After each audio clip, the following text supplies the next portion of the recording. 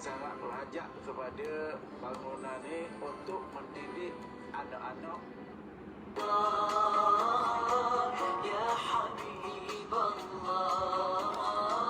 ya Imamana,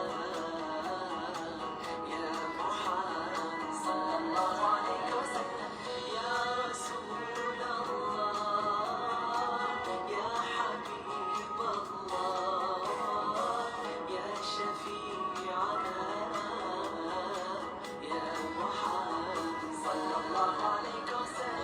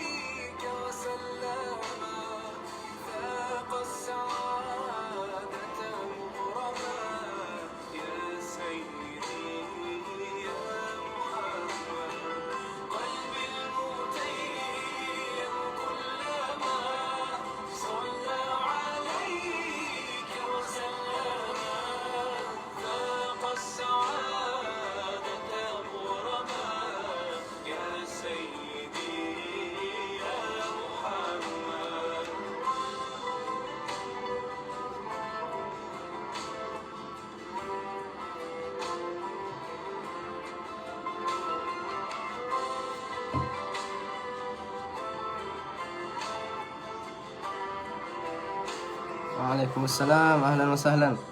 تفضل تفضل.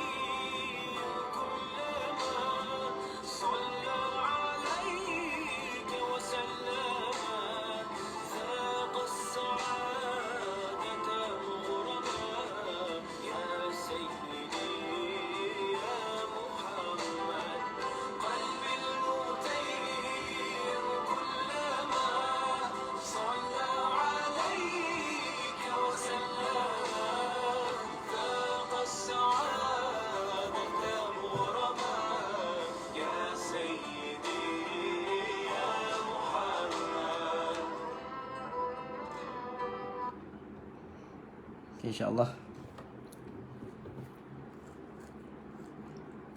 Bismillahirrahmanirrahim. Alhamdulillah rabbil alamin, wassalatu wassalamu ala asyrafil anbiya'i wal mursalin wa ala alihi wa sahbihi ajma'in. Nawaitu ta'alamu wa ta'lim, tadhakkaru wa tadhkir wa nafa'u wal intifa' wal ifada wal istifadah wal hath ala tamassuki bi kitabillah wa sunnati Rasulillah sallallahu alaihi wasallam wa dalala ila khair wa du'a al huda ibtuqa bihi wa thawabi mardati ya arhamar rahimin ya arhamar rahimin ya arhamar rahimin. Rabbi shrah li sadri wa yassir li amri wa hlul 'uqdatam min lisani yafqahu qawli. Allahumma la ilma lana illa ma 'allamtana innaka antal alimul hakim. Wa la hawla wa la quwwata illa billahil aliyyil azim. Selamat datang semua kepada yang hadir pada malam ini. InsyaAllah malam ni kita live daripada page Ribat Anwarus Safa yang sekarang sedang dibangunkan di Ajil, Kuala Berang, dalam pembinaan lagi insyaAllah. Kita mohon pada semua agar mendoakan supaya dipermudahkan urusan yang seterusnya, supaya tercapailah hajat semua yang infak kepada Ribat Anwarus Safa. InsyaAllah lepas ni kita akan terus bersiaran daripada page Ribat Anwarus Safa. Baik.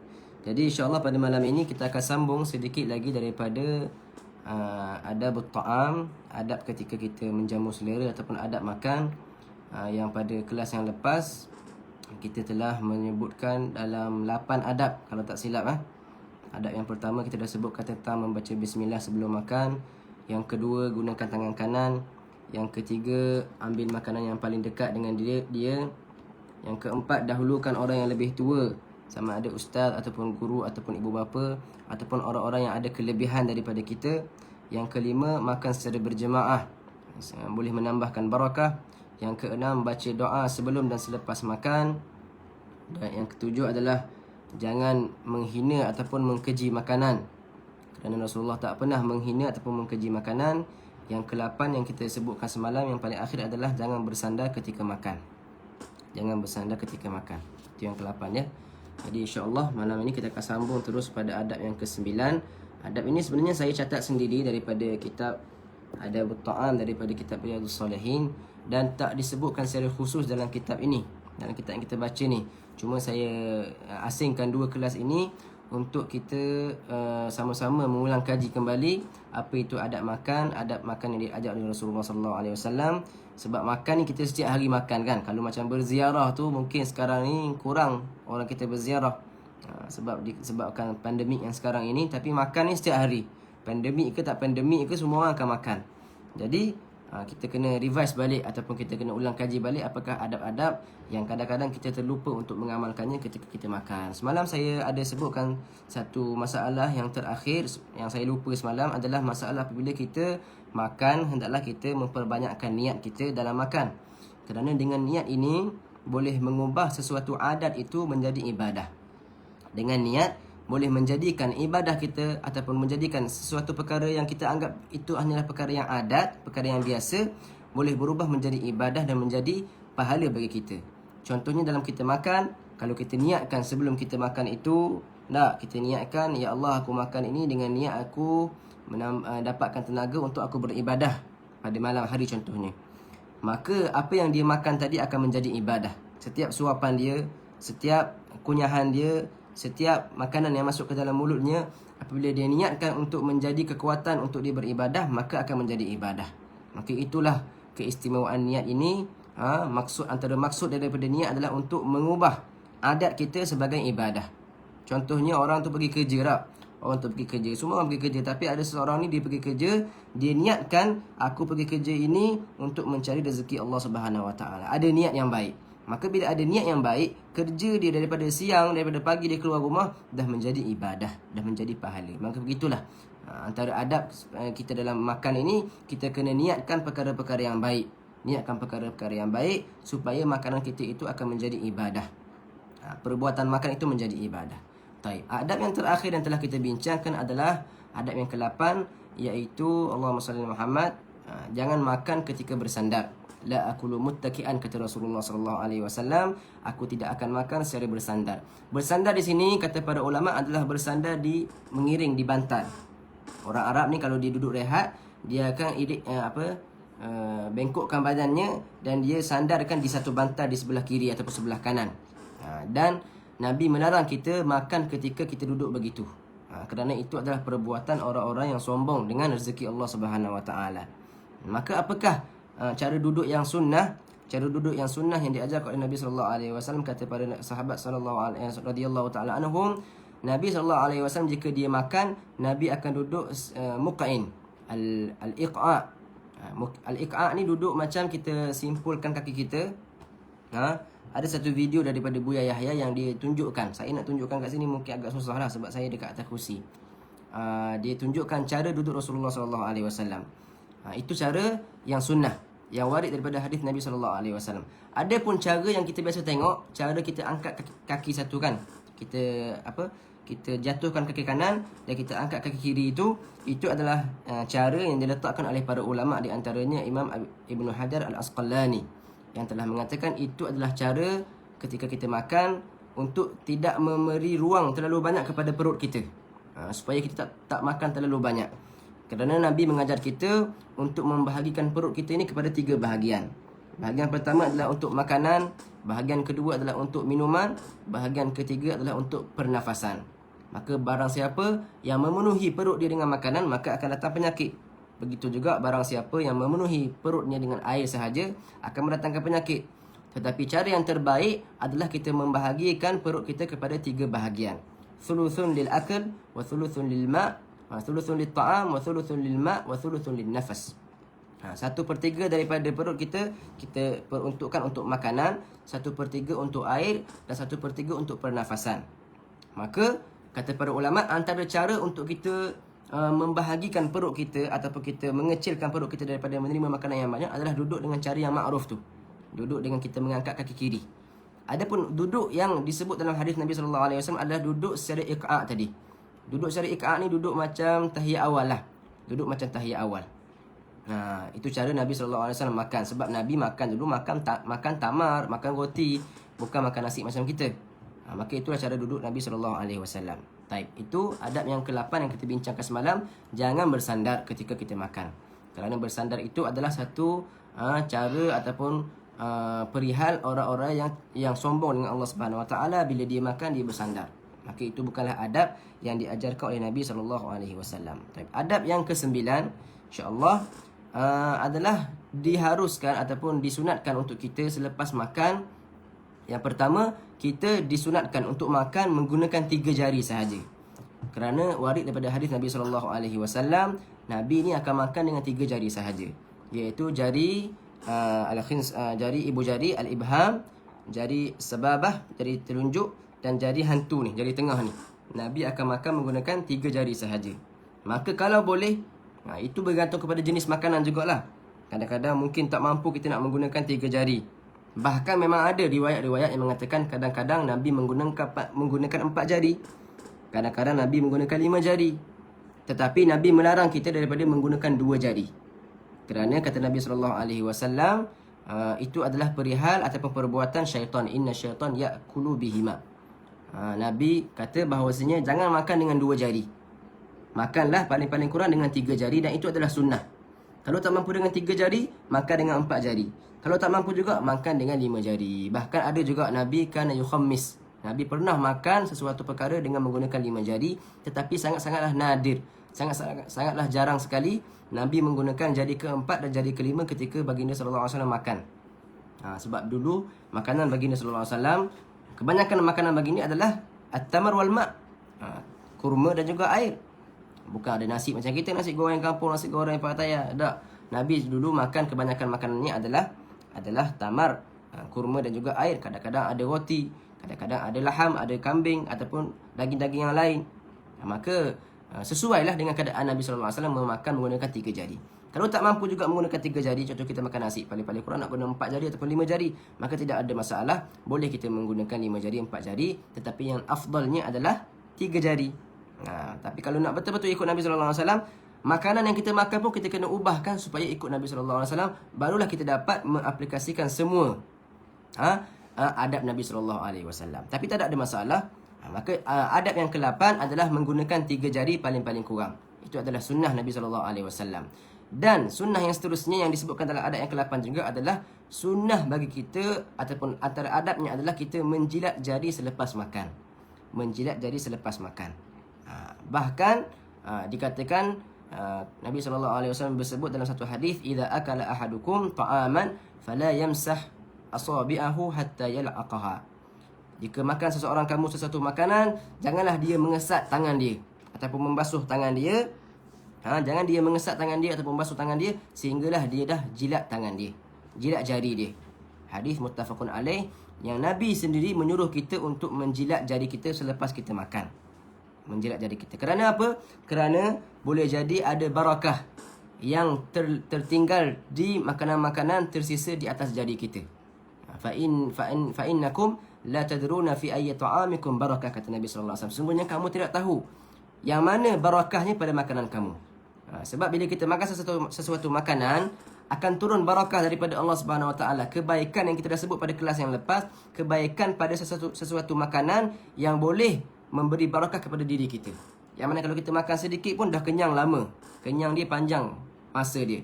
Itu adalah barakah, contoh daripada contoh barakah. Maka bila kita dah makan, disunatkan kita untuk menjilat jari. Bahkan kata Nabi SAW, kata para sahabat, Nabi juga mengajarkan kita tertib dalam menjilat jari. Nak jilat jari yang mana dahulu pun Nabi dah ajarkan kepada kita, Masya Allah. Dalam segala perihal, bahkan dalam jilat jari pun Nabi ajar kita jari mana dulu yang kita nak jilat dahulu. Mungkin sesetengah daripada kita dah rasa geli ataupun rasa jijik dengan menjilat jari. Dia kata, apa ni jilat jari ni, kotor depan-depan orang. Kita kata tidak ada perkara yang kotor jika datang daripada Nabi SAW. Cuba kita bandingkan dengan orang yang makan menggunakan sudu. Orang yang makan menggunakan camca lah. Camca orang panggil sudu. Sudu ni, setiap kali kita makan, kita masukkan dalam mulut kita dan kita keluarkan balik. Itu dah lebih daripada jilat tu. Dan sudu tu juga dah digunakan oleh beribu-ribu orang. Tapi kita pakai tak ada masalah pun. Kenapa kita tak rasa geli? Kenapa kita tak rasa jijik? Sedangkan menjilat jari ni, ketika kita makan, kita tak masukkan dalam mulut kita. Akhir sekali baru kita menjilat jari kita. Maka sebenarnya memakai sudu adalah lebih jijik, lebih kotor daripada menjilat jari. Tetapi disebabkan pemikiran kita dah diubah oleh orang-orang barat, dia orang menampakkan perkara dia orang tu pakai sudu lebih hebat, lebih cantik, lebih bersih. Sedangkan perihal yang diajar oleh Nabi SAW itu lebih baik, itu lebih bersih.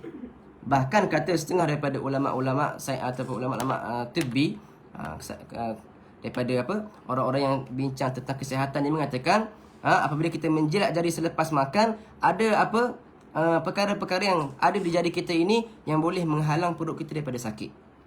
Itulah keistimewaan sunnah Nabi SAW menjilat jari.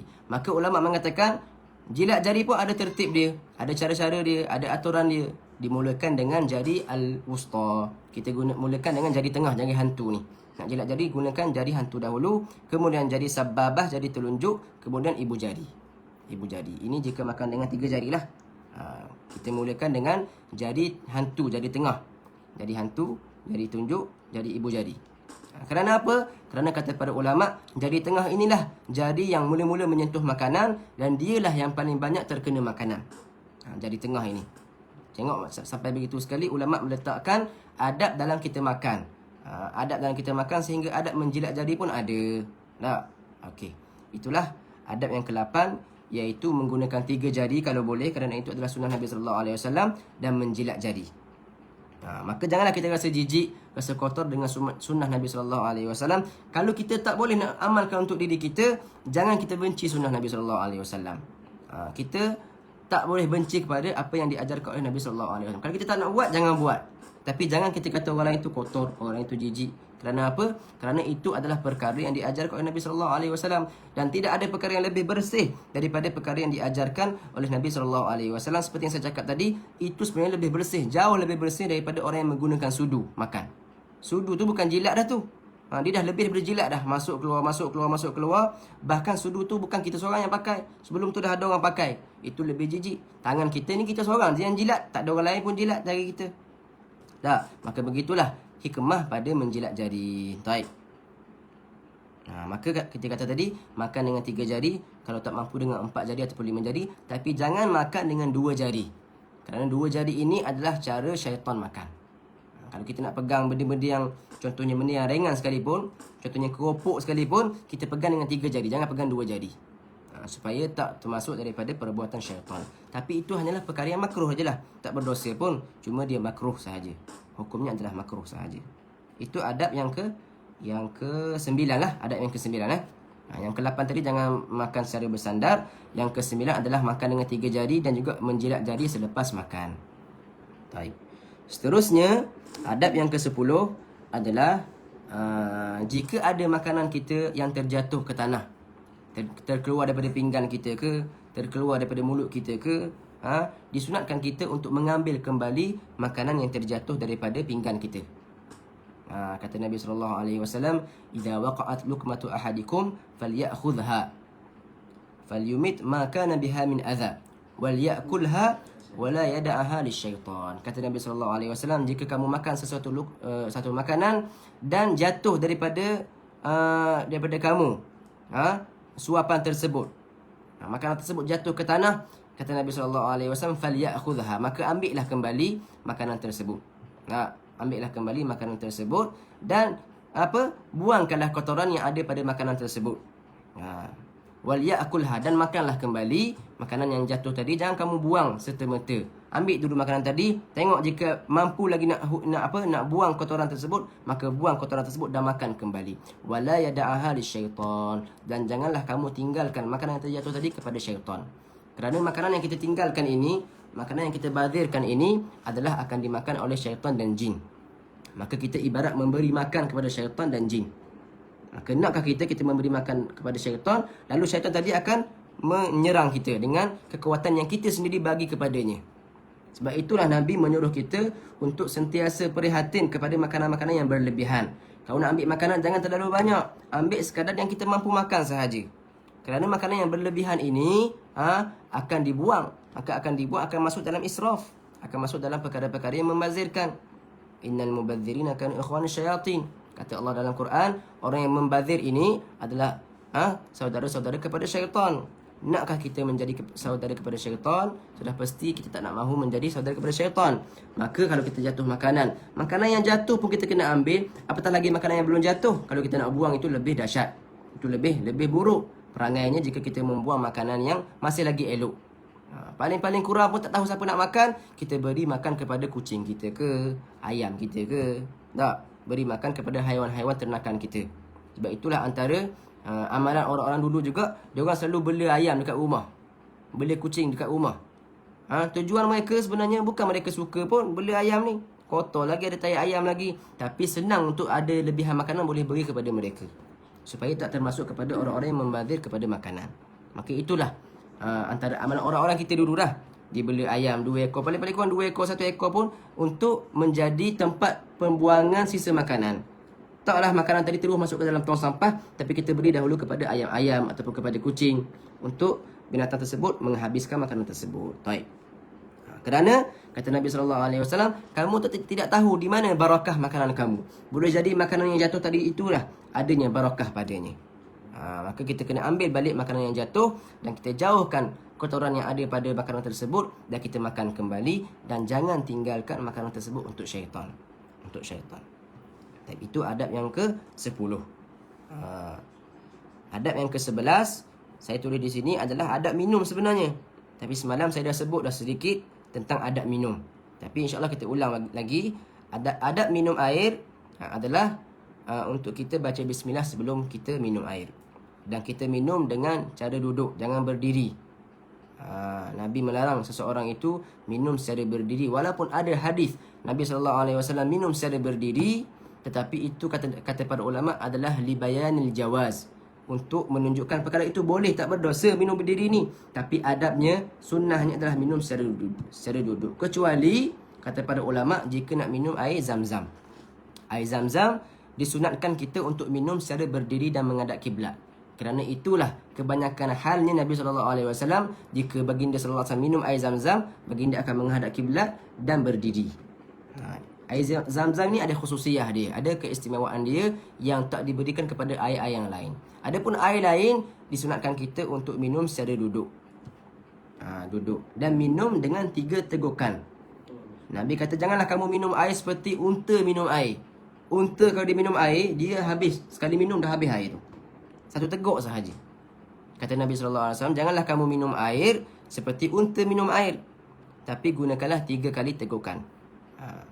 Maknanya, yang pertama, teguk sedikit sahaja air. Yang kedua, lebih banyak daripada tegukan pertama. Dan yang ketiga tu bolehlah nak minum banyak mana pun. Tapi buat 3 tegukan. Dan itu juga ada dari segi aspek kesihatan juga ada kelebihannya. Sebab itulah kalau yang biasa kita tahulah, kalau kita minum air 1 tegukan, kemungkinan dalam gelas tu tak cukup air. Tapi kalau kita minum dengan 3 tegukan, akan cukup air segelas tadi. Sebab apa? Sebab ada barakah padanya. Sebab ada barakah apabila kita mengamalkan adab Nabi SAW. Baca bismillah, minum secara duduk, minum dengan 3 tegukan. Dan juga jangan bernafas dalam inap. Jangan bernafas dalam cawan yang kita minum tadi. Kerana bila kita bernafas akan keluarlah kuman-kuman daripada Allahumma salli Muhammad, daripada mulut kita, daripada hidung kita. Taib. Dan juga membaca doa selepas minum air yang saya dah baca pada kelas yang lepas. Alhamdulillahilladzi ja'alahu azban furatan bi rahmatihi wa lam yaj'alhu milhan ujadan bi dhunubina. Segala puji bagi Allah yang telah menjadikan air aku ini air azab. Air azab ni air yang senang diminum. Apa perkataan dia? Anda tak tahu perkataan dia. Azban furatan birahmatihi. Segala puji bagi Allah yang telah menjadikan air ini sedap untuk diminum dengan rahmatnya. Dan Allah tidak menjadikan air tersebut seperti air laut masin dengan dosa kita. Sepatutnya dengan dosa kita ini Allah berhak untuk menjadikan air yang kita minum ni seperti air masin. Tetapi Allah tak jadikan air begitu. Allah jadikan air itu perkara yang senang diminum. Bahkan boleh menghilangkan dahaga. Kalau minum air laut tak hilang dahaga. Tak hilang dahaga. Maka kita kena baca doa itu memuji Allah Subhanahu Wa Taala. Begitu juga antara adab minum air. Jika kita dah minum air, kalau kita nak beri kepada orang lain, disunatkan kita memberikan kepada orang yang sebelah kanan kepada kita. Kalau kita diberikan 1 gelas yang besar air dan kita nak kongsikan air itu dengan orang lain, antara sunnahnya adalah kita minum air dan kita berikan kepada orang di sebelah kanan kepada kita. Walaupun yang di sebelah kiri kita itu lebih afdal daripada dia. Berbeza dengan kita sebut sebelum ini, kita mulakan dengan orang yang lebih tua, orang yang lebih afdal, orang yang lebih alim kan. Tapi dalam masalah, bila dah ada turutan macam ni, kita disunatkan beri kepada orang yang sebelah kanan. Kalau di sebelah kiri kita ada orang yang lebih afdal daripada orang sebelah kanan, maka kita kena minta izin daripada orang sebelah kanan untuk kita beri kepada orang sebelah kiri. Sebab yang sebelah kanan ini lebih berhak untuk menerima giliran seterusnya. Begitulah yang terjadi ketika Nabi SAW minum air. Dan sebelah kanan dia ada seorang budak kecil. Dan di sebelah kirinya ada sahabat yang lebih besar daripada dia, yang lebih afdal ataupun yang lebih tua daripada dia. Maka Nabi SAW pun meminta izin kepada budak kecil tadi. Wahai anakku, dia kata sekarang ini air ini sepatutnya giliran kamu. Tetapi tengok syekh sebelah kiri aku ini, aku nak bagi kepada dia. Boleh tak aku minta izin dengan kamu untuk aku beri giliran ini kepada dia? Maka kata budak tadi, la wallah, tidak ya Rasulullah, la uthiru binasibi minka ahadan. Aku tidak akan memberi giliran aku kepada seseorang pun, sebab itu daripada kamu. Maka budak tadi dibijak. Walaupun adab ni sebenarnya dibagi pada orang tadi, tapi dia nakkan kesan daripada Rasulullah SAW, nakkan athar barakah daripada bekas minum Rasulullah SAW. Maka Nabi pun akur dengan permintaan dia. Nabi pun bagi kepada dia. Maka itulah sunnah bila kita nak memberikan sesuatu makanan ataupun minuman, berikan kepada orang sebelah kanan kita dahulu. Kalau yang sebelah kiri kita lebih afdal daripada sebelah kanan, dia lebih berhak untuk menerima giliran tersebut. Maka kita kena minta izin dahulu dengan dia sebelum kita beri kepada yang sebelah kiri. Kalau dia tak bagi izin, maka dia lebih berhak untuk menerima giliran tersebut. Itu adab yang ke-11, adab minum. Adab yang ke-12 adalah, saya dah sebut sedikit tadi, jangan buang sisa makanan. Jangan buang sisa makanan, tapi berilah kepada haiwan-haiwan yang memerlukan. Maka kalau tak jadi rezeki kita, biarlah jadi rezeki haiwan, jangan jadi rezeki syaitan. Adab yang seterusnya, adab yang ke-13 adalah ketika kita makan, jangan kunyah terlalu cepat. Jangan kunyah terlalu cepat, tetapi kunyah perlahan-lahan. Kunyah perlahan-lahan. Kerana itulah cara mengunyah Nabi SAW. Diriwayatkan bahawa Nabi mengunyah setiap suapan 40 kali kunyahan. Macam mana tu? Mungkin mengunyah daging lah. Wallahu alam tentang cara makan, makanan apa yang dimakan tu. Tapi ada riwayat mengatakan Nabi mengunyah 40 kali kunyahan sebelum dia telan. Dan jangan kita cepat-cepat dah kunyah, tangan dah sedia untuk suapan yang kedua. Habiskan dulu kunyahan pertama, baru kita ambil apa? Baru kita ambil lukmah yang kedua, suapan yang kedua. Habiskan dulu kunyahan dalam mulut kita, baru kita ambil kunyahan yang kedua, suapan yang kedua. Itu adab, iaitu jangan kita kunyah terlalu cepat dan jangan kita cepat-cepat nak makan. Kena ada ta'anni, ada tamakninah. Ada tenang dalam makan perkara-perkara yang memberi rezeki kepada kita ini. Adab yang seterusnya, adab yang ke-14, Allahumma salli Muhammad, saqil qaum akhiruhum syurban. Jika kita memberi makan ataupun memberi minum kepada orang, antara adab pemberi makan, tuan rumah ni, antara adabnya bila kita beri minum kepada orang, beri makan kepada orang, adabnya adalah kita ni paling akhir makan. Bukan kita yang mula-mula makan. Kerana kata Nabi SAW, saqil qaum akhiruhum syurban. Orang yang memberi minum kepada orang ini, dialah sepatutnya minum yang paling akhir sekali. Minum paling akhir sekali. Tapi kalau kita ajak orang makan dekat rumah, buat jamuan, boleh jadi tetamu itu malu kalau kita tak makan lagi. Kalau macam tu kita boleh jamah sikit lah, supaya tanda kita memulakan acara tersebut. Tapi jangan makan terlalu banyak. Kita makan sekadar nak bagi isyarat bahawasanya dah boleh makan sekarang, supaya dia orang tak segan. Tetapi adabnya adalah tuan rumah ni dia kena makan last sekali. Jangan dia berebut-rebut dengan orang tetamu nak makan sekali. Dia berebut-rebut dengan tetamu nak minum sekali. Kecuali kalau tetamu malu untuk memulakan makan, jika dia tak memulakan dahulu, baru sekarang dimulakan. Sekadar memberi isyarat sahaja.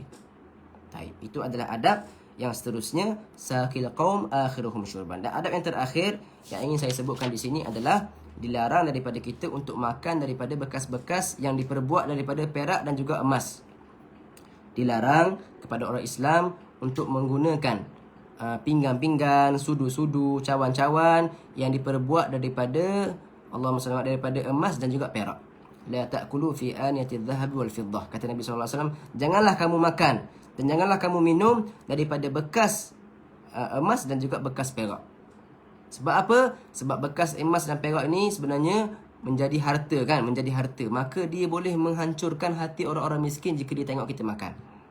Orang miskin tak ada makanan, tapi kita makan dengan bekas emas. Yang sebenarnya bekas emas tadi kita boleh infakkan kepada dia untuk dia membeli makanan. Maka itu adalah bukan daripada adab orang Islam.